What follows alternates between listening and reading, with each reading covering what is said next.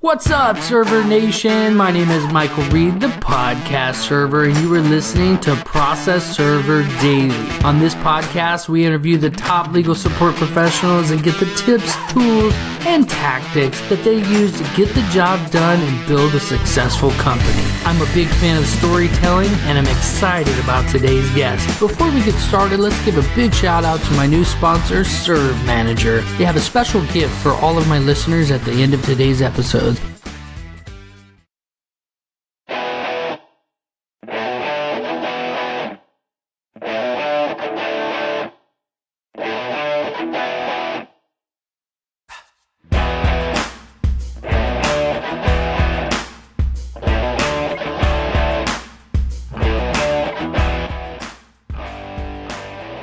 Okay, so our guest today is the president and CEO of Santoni Investigations, a risk mitigation expert and business consultant that anyone would be proud to meet with.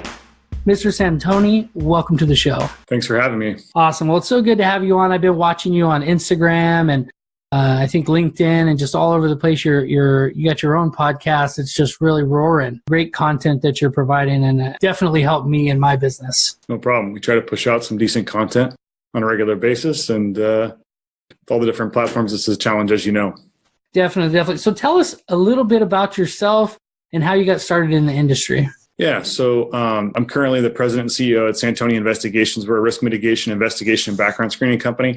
I got started in the business. It's a family-run business. It's been around since 1975. I got involved in 2001 doing field research, undercover buys, process serving, surveillance, skip tracing, all the day-to-day operational things in an investigation agency. We do mostly civil work. And I really prided myself in learning more about the legal and ethical issues surrounding what we do and how we do it as it impacted the rules of evidence and the information and evidence that we put together on our reports. Because whether we're for the WCAB, the state court, federal court, or other administrative courts, really what I found is that what we do, how we do it, impacts the admissibility and how it will work, get leverage in a case, whether that's evidence in court or negotiations. And then I worked in the business for quite some time, learning ins and outs of intellectual property, brand protection, general civil litigation, like I said, workers' comp. And then I realized I really was passionate about helping clients mitigate risk before they need our services. And that's when I formalized and really launched the employment background screening platform in the division, help our clients mitigate risk in the hiring process, contain issues relates to employees, extended workforce, suppliers, distributors, and things like that. And now kind of a full service offering of services to help our clients, do what they need to do in their business, hopefully before litigation ensues or claims, but also able to consult and assist when those risks do occur and claims occur and, litigation occurs, unfortunately. Well, that's awesome. Taking something when you have one style, one service that you're offering, and you start building onto that, and you start to see that you're really trying to provide real value to the client. You're not just trying to find what's going to make me an extra buck, like an add-on service. It's more like, how can I keep my clients, attacking their true pain point? How can I keep my clients from ever needing this kind of like corrective service? It's almost like preventive maintenance, right? Right. And as we know, whether it's any type of business, all of them have different, risk factors, HR, hiring, if you will, extended workforce if they sub-work out, their supply chain. As they have competitors, they do acquisitions, they have internal, external theft.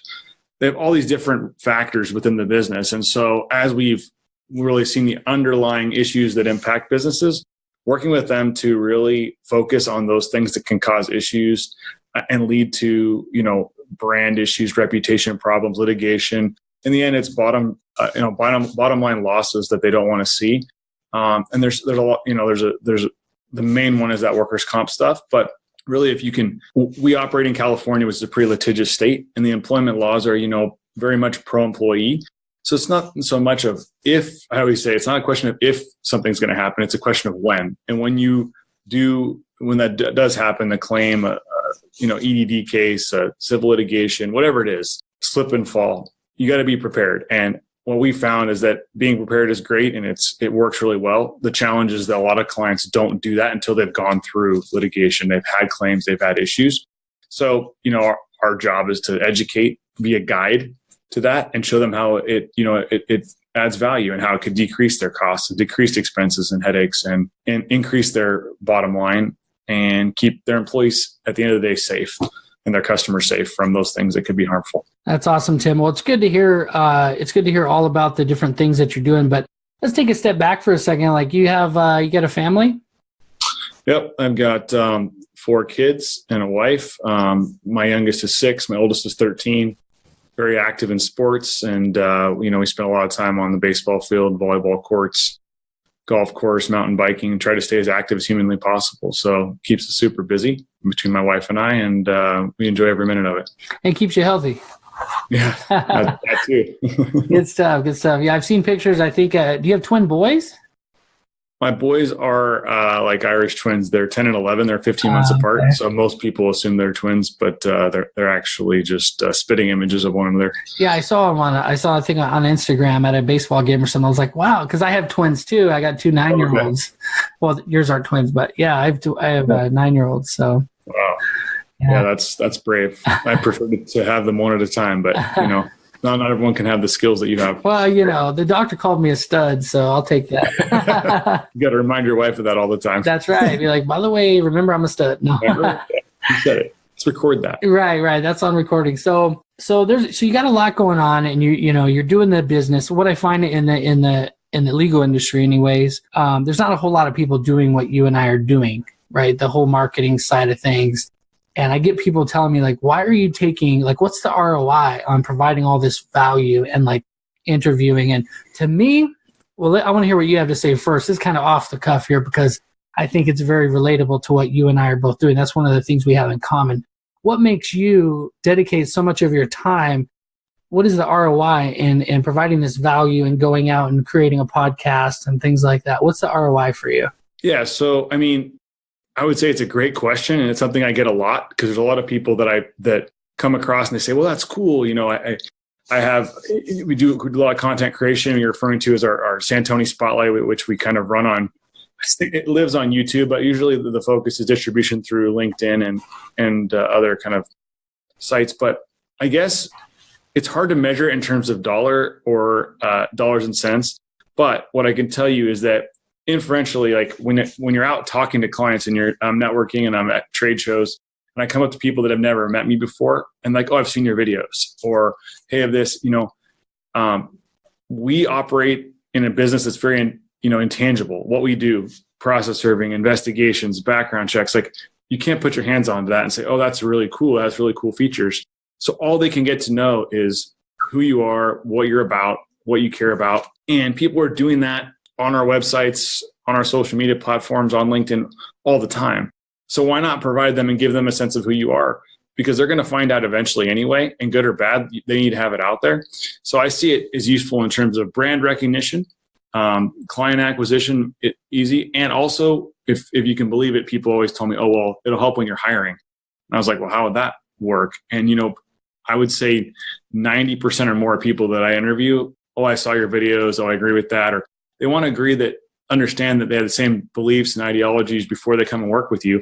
And that's a great way to do it because you can put out hundreds of videos or hundreds of podcasts or pieces of content. Mm-hmm. It's a great way for people to understand what you're all about, both internally inside your organization and externally.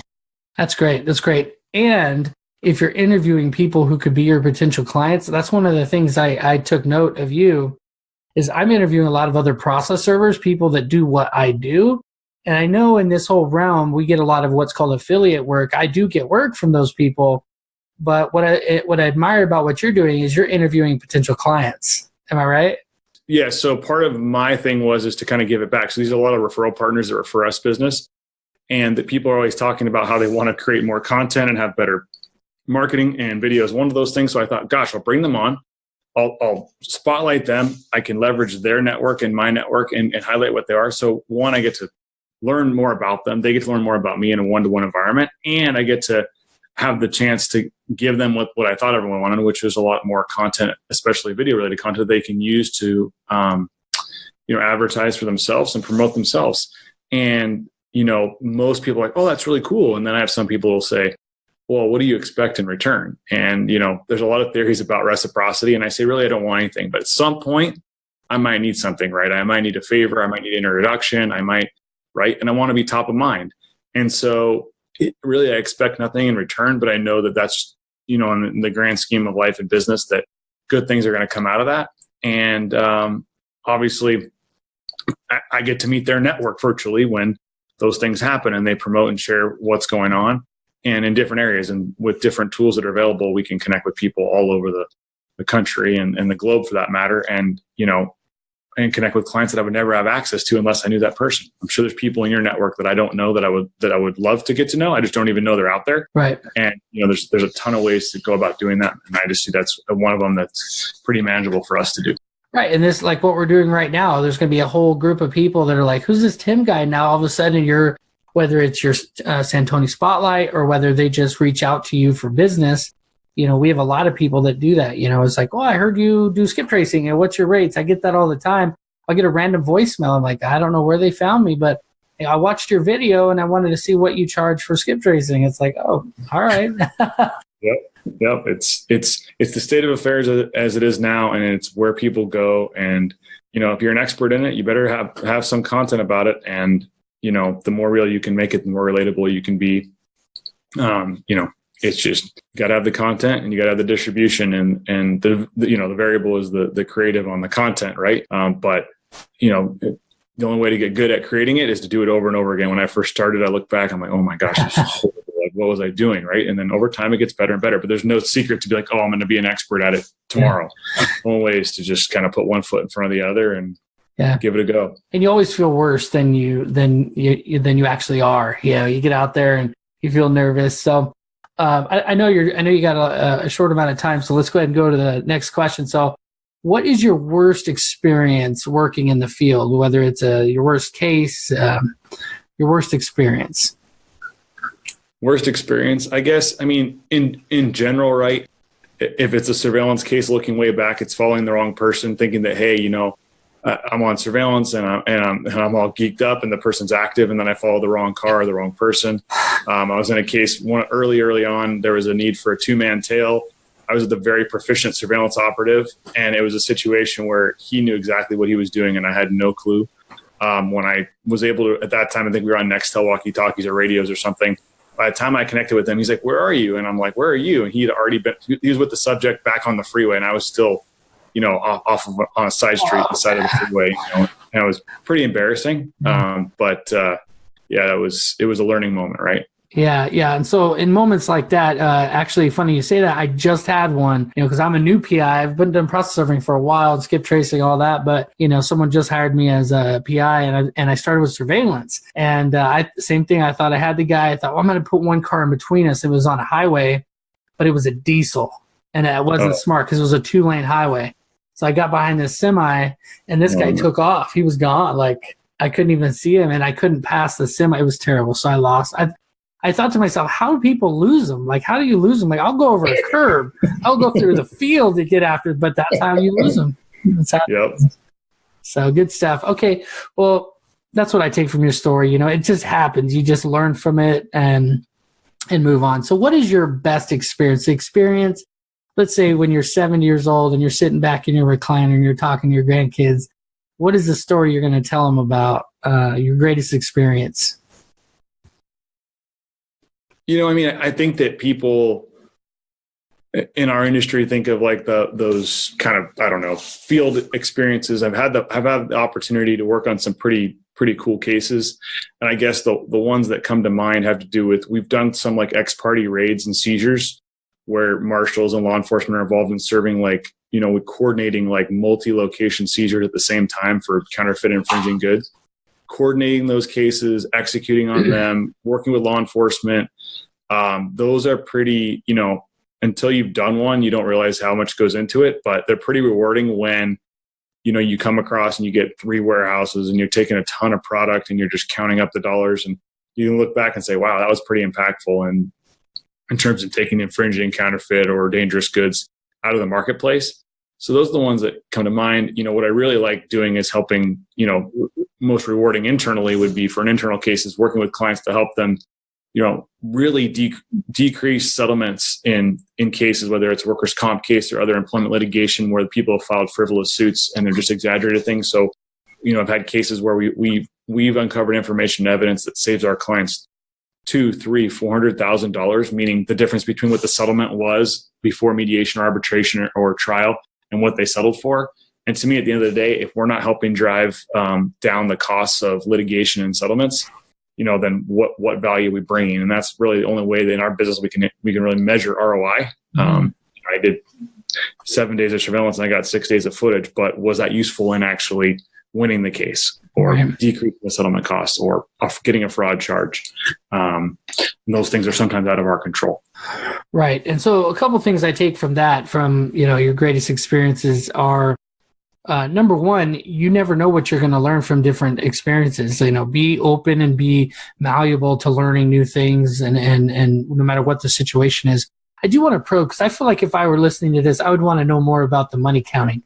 So tell me more about the experience where, what was your role? What was your position in that particular one you're talking about where you guys busted someone? Take us to that experience. In terms of the raids and the seizures? Yeah, maybe just one of them. Like, what is your role in that? So our role is typically making the undercover trap buys to verify that the product, where it's coming from, and that it's in fact counterfeit, infringing, or subject to enforcement. Then submitting declarations and affidavits in support of the seizure order that get filed with the court. And then once the judge issues the order, we're coordinating with law enforcement and our legal teams to get those teams ready to execute on that, and then taking to the streets to actually execute those. So while law enforcement serves it, we're coordinating document review, computer forensics, inventory in the product. So literally getting the product off the, out of the factories or out of the warehouses into the trucks, inventorying all those items, making sure that we do entrance and exit videos to make sure that everything is the way we didn't destroy anything or hurt anything for later down the road. And then reviewing documents and interviewing people to try and figure out, how we can stop the flow of the goods, where they're getting them from, where shipments might be or have been leaked. And then when it's all said and done, we're maintaining the product in time for the court to do what they need to do, and then maintaining chain of custody so that there's no question. We can then, once the case is done, typically the product is either destroyed, which we coordinate through, shredding or some other process, recycling if it's electronics and things like that, and making sure that product does not make its way back into the marketplace. That's cool. That's really cool. So in a very practical, hands-on explanation, you could be sitting in a car waiting for a guy to come and check out the good, or you're going to check out some money that you're going to exchange. Take it to one of the individual roles. I know you're the top dog, you're the boss, but yeah, I mean, well, back then that was, it could be surveillance on that location to see what kind of trucks are coming and going. It could be being that the guy that goes in and makes the buy, taking them, when I say make the buy, getting the cash or credit card or money order to make the purchase of the goods, asking them questions at the time. And then, there's obviously then a requirement for, a skip tracer or someone doing locate work inside the office to figure out who these people are, where they live, do they have other locations that need to be included in the seizure order, and then doing field work on those locations to find out, are these legitimate locations? Is it a mailbox store? Is it a warehouse? How much manpower would be required to go there and seize? And then potentially doing some background research and really understanding who you're up against so that when you go to law enforcement, you can get their attention, right? Law enforcement wants to deal with people that have prior issues. And if you can show them that there's prior issues of whether it's civil, criminal, or federal issues, they're more inclined to act and to cooperate. Because remember, we're trying to execute a civil order using criminal, law enforcement to assist. And so they don't interpret those things well. So you have to then be a liaison between what those civil documents say and law enforcement, who have no clue. Like, this is a civil matter, I can't help with this. And so you have to help them understand that. So there's multiple parts to it, and different people on the team that are doing that. And then, logistics people that are actually doing the actual, That's counting. So cool. I mean, this is pretty cool. I mean, I sound like a newbie here. I'm just the host of the show here. You're like taking it away. So tell me, I mean, this is so cool for me, because this is like, I'm going to get real nerdy here, but like the CSI stuff, right? This is legitimately what you've built. So let's take it back. I know we kind of skipped through this, and if we run out of time, you just tell me, okay? But so how did someone get into a situation to build this kind of empire, this thing that you're in? Like, what kind of schooling did you have? I know we didn't really touch on on the father thing. You want to go into that a little bit? Like, how did you get into this further? Yeah. So, I mean, as people, going back a step, in order to be a licensed private investigator in California, you work for a licensed agency for a period of what's equivalent to about 3 years. You take a test, assuming you come from the private sector, come from law enforcement or military or whatever. So really, it's incumbent upon you to learn. So I learned from my dad. At the time, we purchased a company called National Trademark Investigations, and the two owners of that company were pioneers in kind of IP and brand protection. So I got to literally work under them, listen in the office, be involved in these situations with big brands, and see what they were doing, and then to be able to implement those things with other clients. So really, I would say it's odd. Process serving was kind of the foundational element of because that requires you to be able to track people down, serve them, be in the field in in an environment that's uncomfortable potentially, be able to communicate and speak well and defend yourself with your lips, as I always say, like verbal judo, if you will. Being able to be responsive, and then learning all those different aspects and doing them so that then I could then manage what was going on. So in order to manage surveillance team, I needed to know what surveillance people were up against, what information they need to be successful in the field. Same with the process server or anyone doing a trap buy. Hours of operation, what do you need to know? Do you need to have a resale permit? Do they sell to retailers, wholesalers, distributors? Profiling really. And that's what, as an investigator, I think that is crucial, is in knowing how to profile people effectively, quickly, and understand what information is necessary to have that conversation. And in that process, I always say a really solid investigator has a toolbox of a few things. One is the tools and databases they would use. They have to have some sort of go-to pretext or cover stories that they're going to use. And they have to be able to navigate public records really well. And once you have that going, you can then use those skills in a lot of different areas in order to get the information and intelligence you're going to need in a variety of cases. That's awesome. So your dad was doing it. You had these other people. So these big brands, do you want to throw out a couple of the names, or is that no? No, I mean, we can talk about those. There's some cases that have been, in the public record. So, I mean, we've done work for Microsoft over the years doing anti-piracy, anti-counterfeiting work. There's cases that involving Chloe, which is a luxury designer handbag. We've done work for top movie companies, electronics, you name them. Anyone that's a valuable brand that monetizes it through IP, we probably have worked with them at some point in time.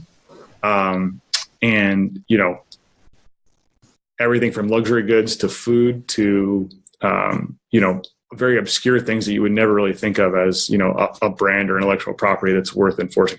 We've done seizures and, for brands that sell furniture, like wooden furniture, stuff you'd never think of. And we've done things like soy sauce and things like that. But, what's cool is that you have to quickly understand and learn about their business, their supply chain, how they sell, what their areas of, their vulnerabilities are, and be able to speak very clearly and accurately about them. So you get to become an expert very quickly. We did a lot of work around the Razor scooters when those were blowing up and people were, having those issues with those, not the scooters, the hoverboards, segways or hoverboards, or you call them, during those times. So trying to take the bad ones out of the marketplace and protect things. So, we have opportunity to work with some great brands and great businesses.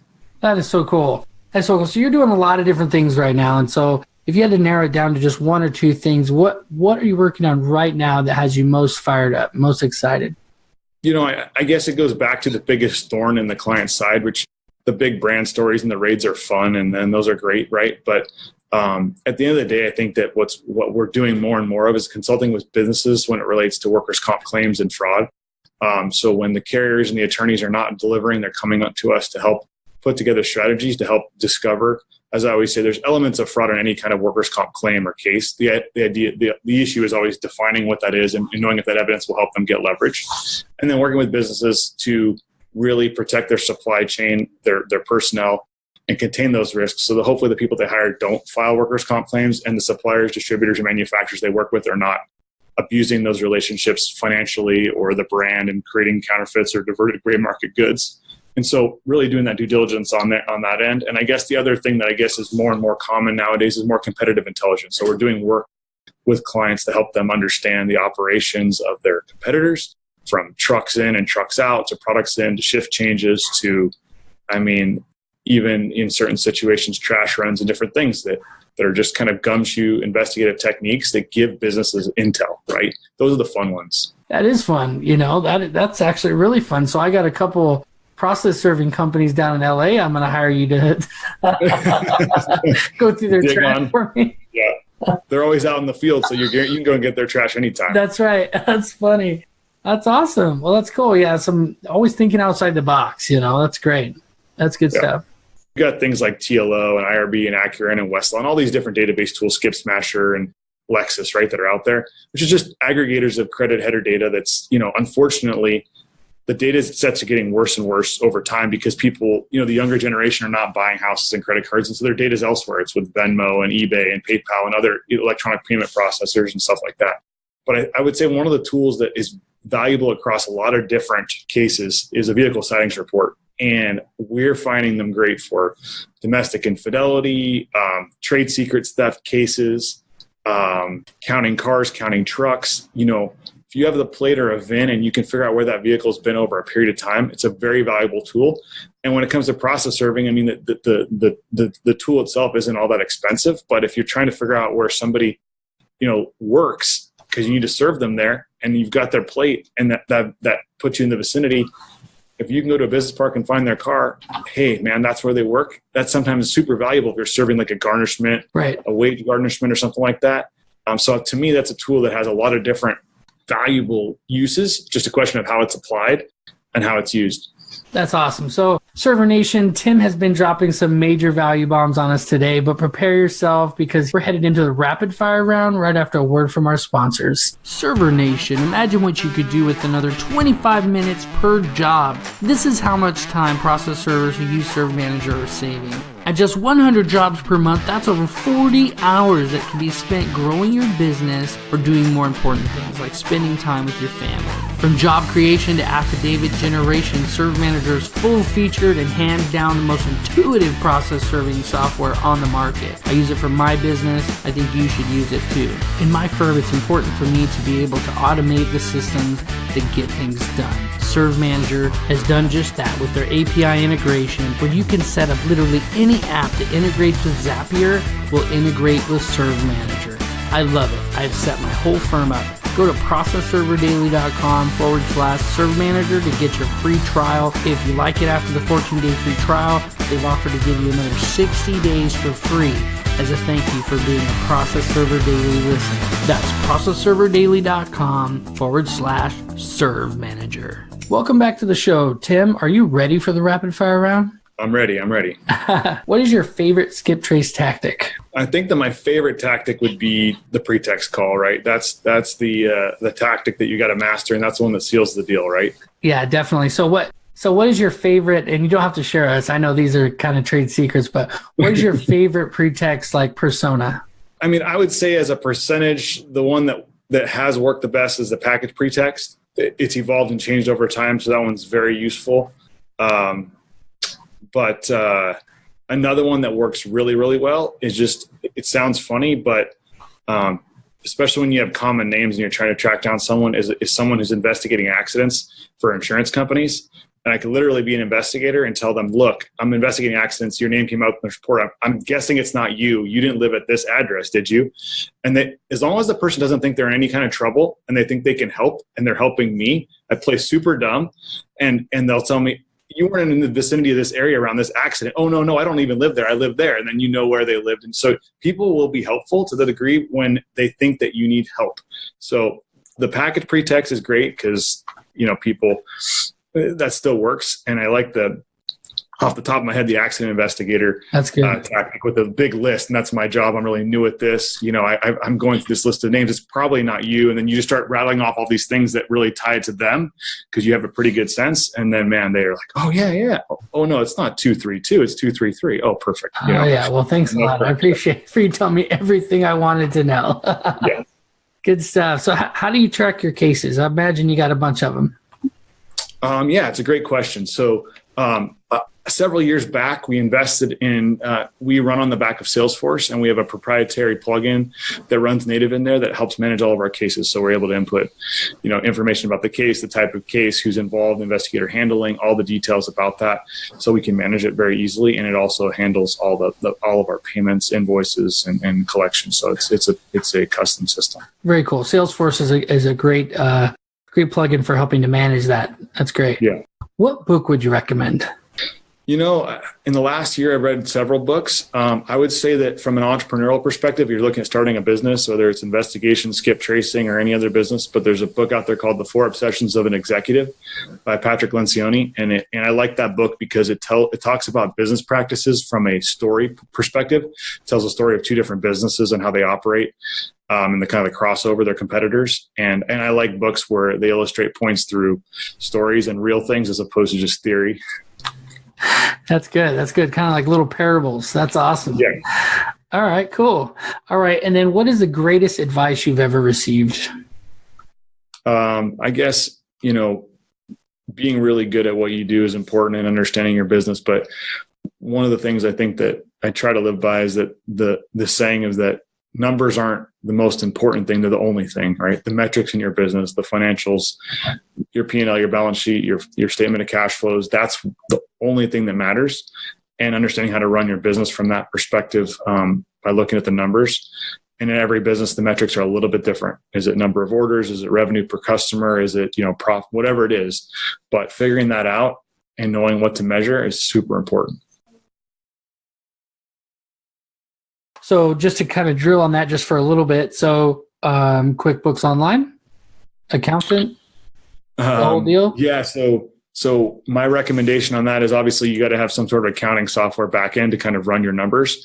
But whether you call them KPIs, key performance indicators, or vital factors, or whatever it is, figure out what metrics in your business are important to measure and measure those. You don't need to be an expert in the P&L. You don't need to be an expert in the balance sheet and how all that stuff goes. But what things are you going to measure? Hey, I had 1,000 serves this year and I got 900 of them served on the first try. Is that important to you? Yes. Okay. Well, I set up 3 new clients every month. Whatever the metrics are, don't try and measure them all at once, but just start getting those in place and then look at your P&L. You don't need to know how to put information into the QuickBooks to get your P&L, but you know how to interpret it and make sure whoever's doing that for you, if it's not you, is doing it correctly. So it gives you valuable information. And I would give one tip. So there's a lot of people that we work with that are in the process serving and investigation industry. And I can tell you across the board, one thing they're usually terrible at is accounting. Okay. And the clients we work with are typically attorneys, and they're usually terrible at accounting. So you really need to keep track of how much people owe you and how to collect faster. And there's a lot of tools to do that, whether it's retainers, credit cards, whatever else, using a system, an online system to manage your serves or your investigations. But be careful, because in our industry, my tip is accounts receivable will kill you. If you don't have cash flow coming in, you could have tons of cases and you could have tons of invoices out there, but until they get you paid, you've got a problem. And so I would say for investigators and process servers out there, accounts receivable and understanding how that works and collections is vital. So I love that tip for a couple of reasons. One example I can think of is when I found out I was getting a bunch of cases. I don't know how many, let's just say 100 cases, and about 80 of them were coming from one of these clients where I would have to, where I'd have to do 5 or 6 attempts when I normally only provide 3 attempts. And they were the one client that was paying me half of what I was charging everyone else. And I was always so busy, but I was always so broke. Yeah. And I realized, and so those kind of metrics, if you can figure out, wait a minute, I'm spinning my wheels to serve these. Yeah, they're giving me the most work that I have, but I'm spinning my wheels just to get them done versus these other clients where it's one and done and I'm getting paid double. The 80-20 rule is another way to put it, right? Right. And that's when it comes to your time and doing serves. And again, there's different reasons why you may do those, because they promise you more in the future or whatever else. But at the end of the day, what my experience has been is that typically the client that wants to pay less for more, that's a trend. They're going to continue to press on it, and it's going to require more admin and support, even despite the cutting in rate. And they're going to expect more and more information on the proofs, more follow-up. They're going to be disorganized, want copies of different things. So that's a tough one. Yeah, definitely. Okay, good. That was a great piece of advice. So this is a doozy. Okay, this is one of the last ones here. What would you do if you woke up tomorrow with all the same skills and knowledge, but you didn't know anybody? You had $100, a smartphone, and a car. How would you regrow your awesome business to be the one it is today?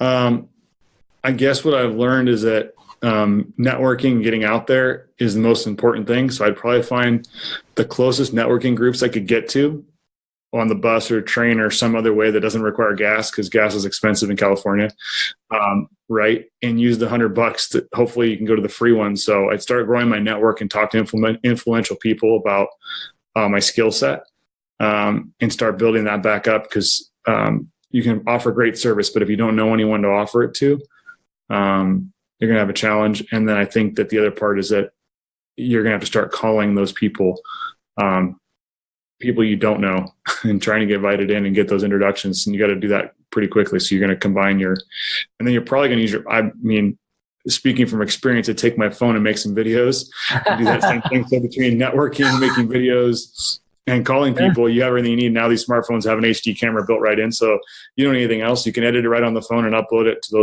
those platforms. Don't cost you any money, and start growing it that way. So that would be my approach. That's good. I love that, because your network is your net worth. If you can network with enough people, like you said, I like how you said influential people too, because if you're networking with, they say the average of the 5 people you spend the most time with, that's what you become. So if you're just networking with people at the bar that aren't really trying to go anywhere with their lives, yeah, and I would say too is that finding the right networking organization. So finding the right people people say it's not the what kind of job they have or who they work for, but the type of people. Other people that are well networked is super important. So you're talking to someone that's a plumber, but they have a huge network because they have commercial contract with hospitals and insurance companies, and that is different than a plumber that relies on the community and the Chamber of Commerce to refer in business. So once you understand those people that are really well networked, you ask them, hey, what are you guys doing? And then it starts to self-propel, and you can use that leverage and get some intel from them. And people like that are always willing to help. Look at us. We're giving away all the secrets right here on the show. I guess parting piece of advice I know for your audience is a lot of solopreneurs and small business operators, which is, look, keep going forward. Look at ways to grow value in your business.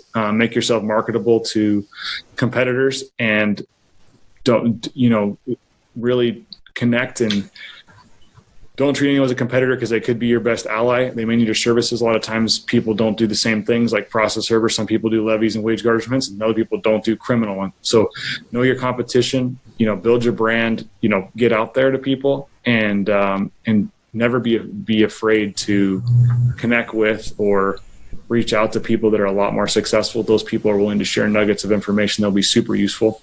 And I've had the luxury of talking to so many people that have given me a lot of the really good advice. And that doesn't cost anything. That's good. That's good, Tim. I appreciate everything. What is the best way that we can connect with you, and then we can say goodbye? Awesome. So, online, our company website is santoniservices.com. If you want to connect with me on LinkedIn, Tim Santoni, Santoni Investigations and Backgrounds is a great way to connect, message there.